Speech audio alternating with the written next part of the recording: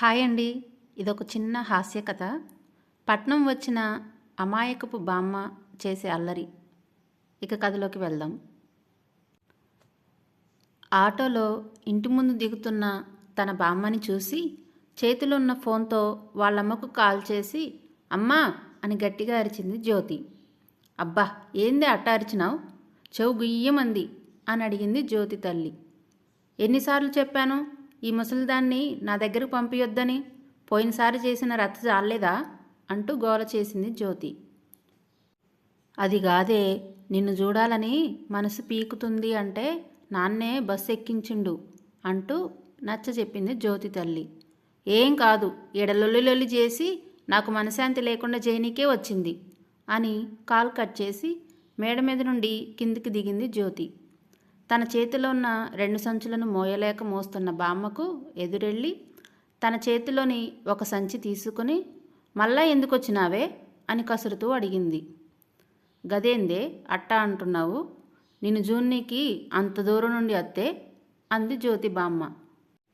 నేను ఇంటికాడి నుండి వచ్చి 10 దినాలు కూడా కాలేదు, అప్పుడే యాదికొచ్చానా? అన్నీ అబద్ధాలు, నువ్వు ఈడ తిష్టి వేయడానికే వచ్చావు అంది. బామ్మ ముఖం దిగులుగా పెట్టడంతో సర్లే సప్పుడు చేయకుండా ఇంట్లోనే ఉండు, పోయినసారిలాగా బయటకొచ్చి ఏదో ఒక లొల్లి చేసి నా పానం తీయకు అంటూ బెదిరించింది జ్యోతి. నేనేం లొల్లి చేసినా, పెండ నీళ్లు చల్లి ముగ్గు పెడితే లక్ష్మీదేవి ఇంట్లోకి వస్తుందని బయట పెండ నీళ్లు చల్లి ముగ్గు పెట్టినా గంతే కదా అంటూ అమాయకంగా చెప్పింది బామ్మ. ఆహా, లక్ష్మీదేవి రాక దేవుడెరుగు, నున్నటి గచ్చు మీద పెండ నీళ్లు జల్లేసరికి జారిపడి 4 హాస్పిటల్కు పోయారు అంది.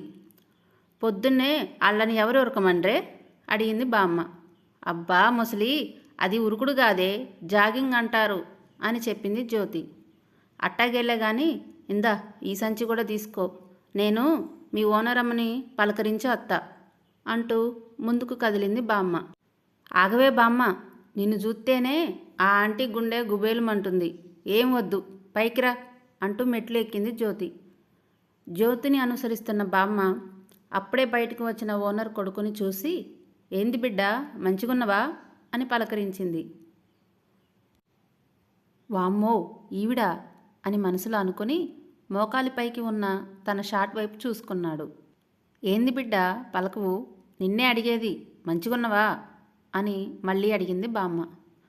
పోయినసారి వచ్చినప్పుడు మోకాలి వరకు ఉన్న షార్ట్ వేసుకుంటేనే అమ్మాయిలు ఉన్న ఇంట్లో ఇలాగైనా తిరిగేది అని చెవి పిండుతూ గంటసేపు క్లాస్ తీసుకుంది, ఇప్పుడు ఇలా చూసిందంటే నా చెవి ఊడిపడడం ఖాయం అని మనసులో అనుకొని బామ్మ మాటలు వినిపించుకోకుండానే లోపలికి తుర్రుమన్నాడు.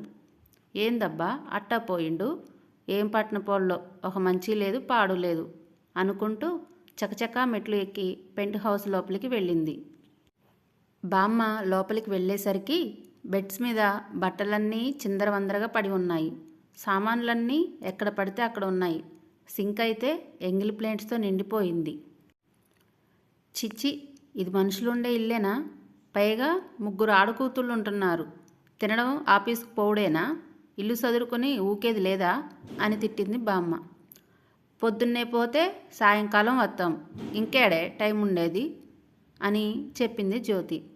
ఓయబ్బో, మేము కూడా చేనికిపోయి సాయంకాలమే వస్తాం, ఇంటికొచ్చిన కాడి నుండి ఇంట్లో పనులన్నీ చేసుకోవట్లే, ఒంటి చేత్తో ఇల్లంతా బాగు చేసేదాన్ని, మీలాగా అప్పట్లో నల్లాలు లేవు, బావి నుండి నీళ్లు తోడేదాన్ని, బర్రెలకు పాలు పిండేదాన్ని, మీ తాతకు వేడి నీళ్లు కూడా పెట్టేదాన్ని, మీరు తిన్న కంచం కూడా కడగలేని పని చేస్తున్నారా అంటూ తిట్టింది బామ్మ. హుష్ అబ్బా, రాగానే మొదలెట్టావా నీ పురాణం, నీకు ముందే చెప్పిన సప్పుడు చేయకుండా ఉండాలని, అట్లా ఉండలేకుంటే చెప్పు, రేపు పొద్దుగాల బస్సుకి పంపించేస్తా అని బెదిరించింది. సరే అట్నే ఉంటా కానీ సిరేశ ఇంకా సిండి వాళ్ళిద్దరూ ఏరి అని అడిగింది బామ్మ. బామ్మ, సిండి కాదే శాండీ, సిరేశ కాదు శిరీష, నీకెన్నిసార్లు చెప్పాలే అంటూ కసురుకుంది జ్యోతి. ఏదోట్లే, నాకు నోరు తిరగట్లే కానీ ఇంతకీ ఆడిగిపోయారు అని అడిగింది. సిరి స్నానం చేస్తుంది, శాండీ మార్కెట్ పోయింది అని చెప్పింది. మార్కెట్ నుండి తిరిగి వచ్చిన శాండీ బెడ్ సర్దుతున్న బామ్మని చూసి, వామ్మో, బామ్మ మళ్ళీ వచ్చిందిగా, ఇక రోజు తిట్ల సుప్రభాతం తప్పదు అని మనసులో అనుకుని, హాయ్ బామ్మ, ఎప్పుడొచ్చావు అని పలకరించింది. ఇప్పుడే వచ్చినా కానీ ఇందా ఈ రవ్వ తీసుకో అని 2 రవ్వ లడ్డులను శాండీ చేతిలో పెట్టింది. స్నానం పూర్తి చేసుకొని బయటకు వచ్చిన సిరి బామ్మని చూసి బామ్మా అని అరుస్తూ దగ్గరికి వచ్చి కౌగులించుకుంది. మా యమ్మే, నువ్వొక్కదానివే, నేనొత్తే సంబరపడేది. ఈ మనవరాలు ఉంది ఎందుకు, నేనొత్తే చాలు చిరుబురులాడుతుంది అంది. ఎందుకు సంబరపడదు, నువ్వు ఉత్తి చేతులతో రావు కదా, సున్నుండలు, రవ్వలడ్డు, జంతికలు, సంచుల్లో స్వీట్ షాపే మోసుకొస్తావు కదా, అందుకే నువ్వు వస్తే దీనికి ఆనందం అంటూ సిరిని వెక్కిరించింది జ్యోతి. బామ్మ తెచ్చిన వాటినే బ్రేక్ఫాస్ట్గా తినేసి ఆఫీస్కి వెళ్ళిపోయారు ముగ్గురు. వాళ్ళు వెళ్ళగానే ఇల్లంతా శుభ్రం చేసింది బామ్మ. సింక్లో ఉన్న ప్లేట్స్ తోమి బట్టలు కూడా ఉతికింది. జ్యోతి అన్నం వండేసి వెళ్ళడంతో తను తెచ్చిన పచ్చళ్ళతో అన్నం తినేసి కాలక్షేపం ఏమీ కాక కిందకు దిగింది. బయట ఎవరు కనిపించకపోయేసరికి ఏందో ఈ పట్టణపోళ్ళు, వండుడు తినుడు, గడి బిగించి ఇంట్లో టీవీ చూసుడు, పక్కింట్లో దొంగలు దోసుకుపోతున్నా పట్టించుకోరు అనుకుంటూ గేట్స్ తీసుకొని బయటకు వెళ్ళింది. ఎదురుగా ఐస్ క్రీం బండి కనిపించడంతో బాబు ఓ పుల్లైసి అని అడిగింది. మ్యాంగో బార్ ఒకటి తీసి బామ్మ చేతిలో పెట్టాడు. తన కొంగులో కట్టి ఉన్న 2 రూపాయల బిళ్ళను వాడి చేతిలో పెట్టింది. ఇదేందమ్మా బిళ్ళ చేతిలో పెట్టావు, డబ్బులియ్యి అని అడిగాడు. ఏందయ్యో, ఇవి డబ్బులు కాదా ఏంది, పుల్లైసు 2 రూపాయలే కదా అంది. ఇది పుల్లైసు కాదు, మ్యాంగో బార్, ఒకటి 15 రూపాయలు అని చెప్పాడు. ఏంది 15 రూపాయలా, మా ఊళ్ళో అప్పిగాడు అమ్మే పాలైసే 5 రూపాయలు, తెల్లటి ఐస్కి రంగేసుకొచ్చి డబ్బులు ఎక్కువ గుంజుతున్నావా అంది. ఏ ఊరమ్మమ్మంది అని అడిగాడు. నువ్వు నాకిన పాలం, పో నీ ఐస్ వద్దు ఏం వద్దు అంటూ ఐస్ కరిగిపోగా మిగిలిన పుల్లని వాడి చేతిలో పెట్టి తన 2 రూపాయలు తీసుకుంది.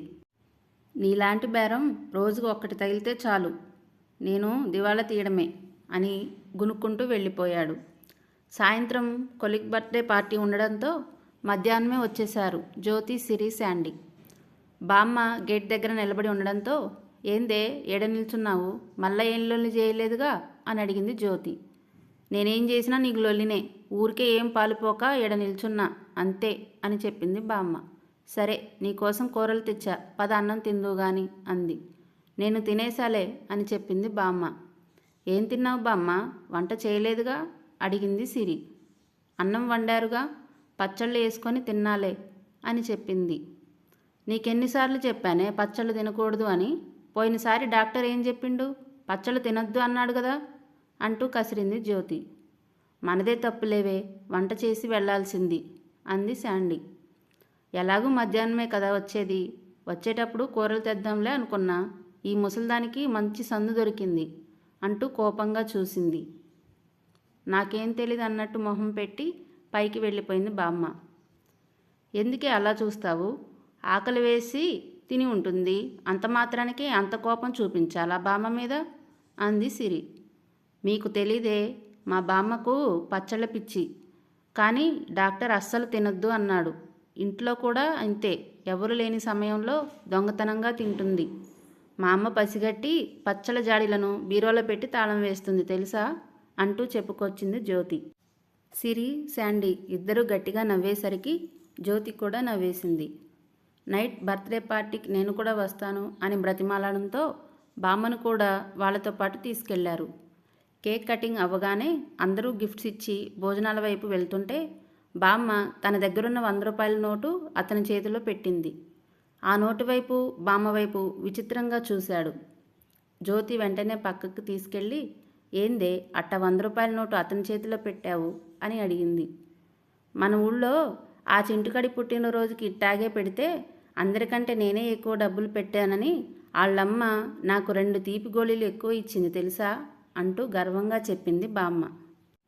పిచ్చి ముసలి, ఇది మనూరు కాదే, పట్నం, ఎడ డబ్బులు పెట్టకూడదు, అదిగో అటు చూడు అందరూ ఎలా గిఫ్ట్స్ ఇస్తున్నారో అంటూ చూపించింది. అయ్యా, ఆ డబ్బీలు ఏం చేసుకుంటాడే, అదే డబ్బులు పెడితే ఏదోటి నచ్చింది కొనుక్కుంటాడు కానీ అంది బామ్మ. ఉష్, అవి ఉత్తి డబ్బీలు కాదే, అందులో ఏదో ఒక గిఫ్ట్ ఉంటుంది అని చెప్పింది జ్యోతి. హే జో, ఇక్కడే ఉన్నారా, పదండి డిన్నర్ చేద్దాం అని పిలిచింది సిరి. అక్కడ బఫే సిస్టమ్ అవడంతో, ఇదిగో సిండి, ఏంది అందరూ ఆకులు పట్టుకొని గుళ్ళో ప్రసాదం కోసం నిలబడ్డట్టు అట్టా నిలబడ్డారు అని తన ముందు నిల్చున్న శాండీని గుసగుసగా అడిగింది బామ్మ. బామ్మ, దీన్ని బఫే అంటారు, మనమే పోయి పెట్టించుకోవాలి అని చెప్పింది శాండీ. ఏం పట్నమో ఏంటో, ఒక మర్యాద లేదు పాడు లేదు. అదే మా ఊర్లో అయితే బల్లలు పరిచి కుర్చీలు వేసి కొసరి కొసరి వడ్డిస్తారు అంటూ మూతి విరిచింది బామ్మ.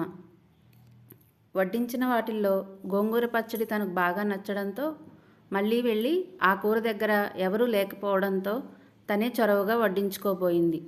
ఇంతలో క్యాటరింగ్ అతను వచ్చి, you old lady, what are you doing అంటూ బామ్మను ఒక్కసారిగా నెట్టేశాడు. బామ్మ పడబోయేంతలో జ్యోతి వచ్చి పట్టుకుంది. యూ బ్లడీ, మా బామ్మనే నెట్టేస్తావా? పెద్దావిడ, తెలియక ఏమైనా చేస్తే తెలిసేలా పొలైట్గా చెప్పాలి కానీ ఇలా నెట్టేస్తావా అంటూ ఇంకా తనకు వచ్చిన అచ్చతెలుగు తిట్లన్నీ తిట్టింది జ్యోతి.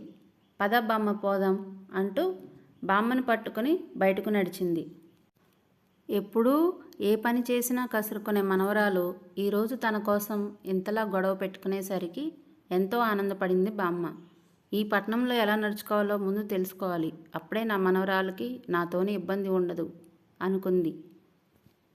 సమాప్తం. ఈ స్టోరీ మీకు నచ్చినట్లయితే లైక్ చేసి కామెంట్ రూపంలో మీ అభిప్రాయాన్ని తెలియజేయండి. అలాగే మరిన్ని మంచి కథల కోసం ఛానల్ను సబ్స్క్రైబ్ చేసుకోవడం అస్సలు మర్చిపోవద్దు. Thanks for watching.